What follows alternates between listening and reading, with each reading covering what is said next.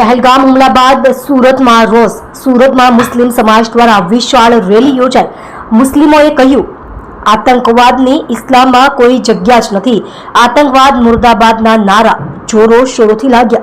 સુરતના ફુલવાડી વિસ્તાર ખાતે મુસ્લિમ સમાજના યુવાનો, વડીલો સહિત તમામ આગેવાનોએ સાથે મળી વિશાળ રેલી યોજી સાથે જ ઘટનાને લઈને શોકની લાગણી વ્યક્ત કરી આતંકીઓને પકડી જડબાતોડ જવાબ આપવા સરકારને અપીલ પણ કરવામાં આવી અને ભારત પરથી ખાસ કરીને સુરતના મુસ્લિમોએ આ ઘટનાને સખત વિરોધ કરી વખોડી કાઢી છે. તમે જોઈ રહ્યા છો ગુજરાત સમ્રાટ news channel. Chief editor Bhavesh Patil साथ. मेरा नाम मेमन अब्दुल गफ्फार है. मैं डाइंग चैरिटेबल ट्रस्ट फुलवाड़ी का प्रेसिडेंट हूँ और मुस्लिम समाज का यहाँ बरी माता रोड फुलवाड़ी का अग्रणी हूँ. आज रैली निकालने में आई है, क्यों निकालने में आई है, क्या हेतु है इसके?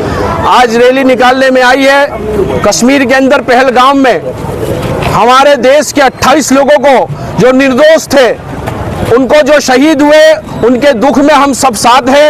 तमाम मुस्लिम समाज फुलवाड़ी से और डाइंग चैरिटेबल ट्रस्ट के जितने भी डाय हजरत हैं, उन परिवार को हम उनके दुख में शामिल हैं.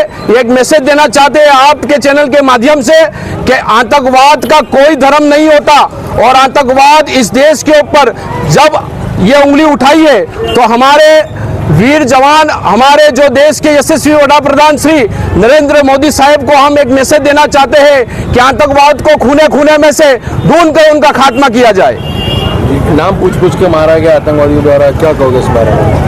आपके चैनल के माध्यम से एक मैसेज देना चाहता हूं कि आतंकवाद का इस्लाम में कोई जगह नहीं है.